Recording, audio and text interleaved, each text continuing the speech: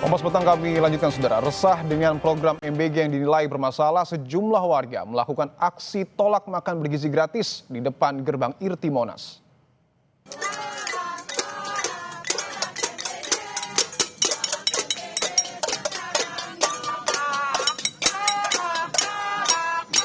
Sejumlah warga dari Koalisi Perempuan Indonesia atau ICW, ahli gizi hingga orang tua murid berkumpul menyerukan berbagai tuntutan soal MBG. Di antaranya mereka menuntut Lembaga Badan Gizi Nasional dan Presiden bertanggung jawab atas keracunan massal di berbagai wilayah serta mendesak membuka hasil investigasi kasus keracunan massal MBG.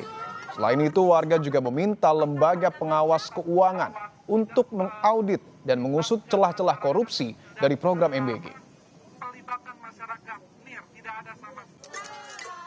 Kami hari ini menuntut untuk program MBG ini dihentikan, begitu ya, dihentikan kemudian dievaluasi secara total, kemudian dibuka ke publik penggunaan anggarannya, penggunaan dananya yang sudah selama ini digunakan hampir ya belum 1 tahun ya, baru mau 1 tahun begitu, itu dibuka ke publik, dijelaskan karena anggarannya ini sangat besar, begitu ya, anggarannya sangat besar dan anggarannya sangat besar ini kita tahu ini sangat mungkin begitu ya membuka celah-celah praktik korupsi. Permasalahan stunting itu bukan di sekolah gitu ya, bukan siswa usia SD, SMP, SMA. Stunting itu jauh terjadi sebelum itu.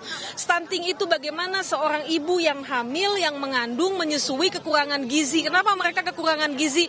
Pastinya karena kemiskinan begitu ya. Dan kemiskinan di Indonesia ini struktural. Persoalan kemiskinan nggak bisa diselesaikan hanya dengan memberikan makan bergizi gratis kepada rakyat.